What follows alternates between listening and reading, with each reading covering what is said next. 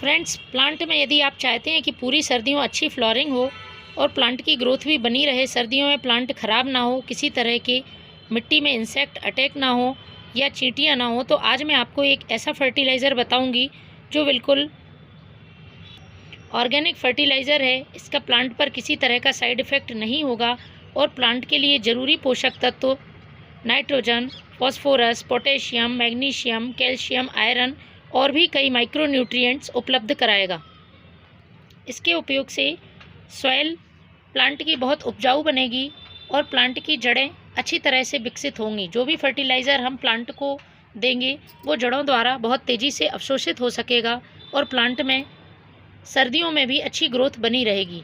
इसके साथ ही ये फर्टिलाइज़र प्लांट की इम्यूनिटी को बढ़ाएगा, क्योंकि सर्दियों में इंसेक्ट अटैक प्लांट पर ज़्यादा होते हैं। तो यदि हम इम्यूनिटी बूस्ट करने वाला फर्टिलाइज़र अपने प्लांट को देते हैं तो प्लांट पर इंसेक्ट अटैक कम हो जाते हैं और डिसीज़ होने की संभावना भी कम होने लगती है।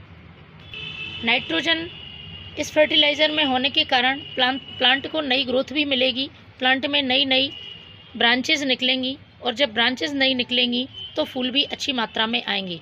होता क्या है कि यदि बात करें विंटर प्लांट्स की या और दूसरे प्लांट्स की, वो एक बार अच्छी मात्रा में फूल देते हैं लेकिन दोबारा उनमें फूल नहीं आते हैं, क्योंकि प्लांट की ताकत ख़त्म हो जाती है, उसमें उतनी एनर्जी नहीं रहती है कि वो फिर से नए फूल बना सके। इसलिए ज़रूरी है कि प्लांट को आप अच्छे फर्टिलाइज़र देते रहें तो प्लांट में नई ग्रोथ रहेगी और नए फूल बनते रहेंगे।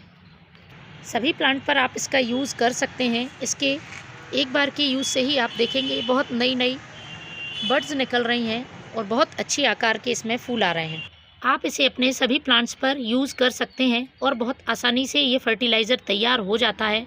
इसमें पोटेशियम होने की वजह से प्लांट की जड़ों को मजबूती के साथ साथ प्लांट में फूल लाने में ये फर्टिलाइज़र बहुत मदद करता है। तो चलिए शुरू करते हैं कैसे इस फर्टिलाइज़र को बनाना है। तो इस फर्टिलाइज़र को बनाने के लिए सबसे पहले लेना है आपको प्याज के छिलके। मैंने ये 2 से 3 मुट्ठी प्याज के छिलके लिए हैं। आप कम या ज़्यादा इसको कर सकते हैं जिस हिसाब से आप अपने फर्टिलाइज़र को बनाना चाह रहे हैं। तो मैंने ये 3 मुट्ठी प्याज के छिलके लेकर एक जार में डाल दिए हैं। इनको आपको जार में इकट्ठा कर।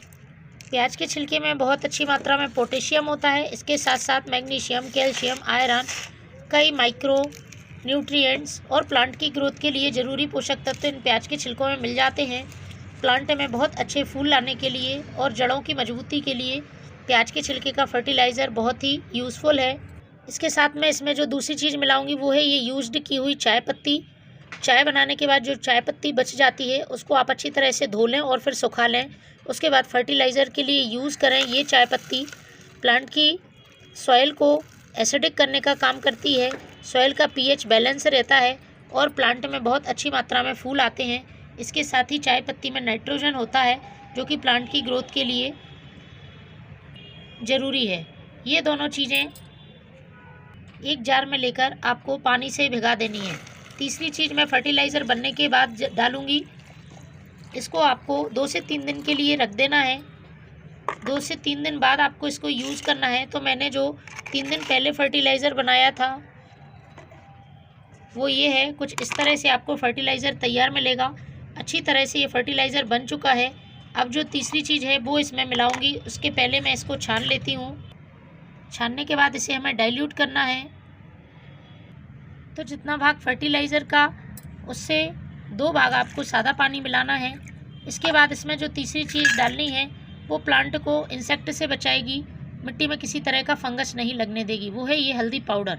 आपको आधा चम्मच हल्दी पाउडर लेके इस फर्टिलाइज़र में मिला देना है। अब ये हमारा फर्टिलाइज़र इंसेक्टिसाइड, फंगीसाइड तैयार है और प्लांट में तीनों काम करेगा। प्लांट की ग्रोथ अच्छी करेगा, प्लांट में फूल लाएगा, साथ ही प्लांट में किसी तरह के इंसेक्ट को नहीं लगने देगा। मिट्टी में यदि फंगस होगा तो उसे भी दूर करेगा। इस फर्टिलाइज़र को आपको अपने प्लांट की सॉइल में पॉट की साइज़ के हिसाब से डालना है। आप सभी प्लांट पर इसका महीने में एक बार ज़रूर यूज़ करें। Thank you.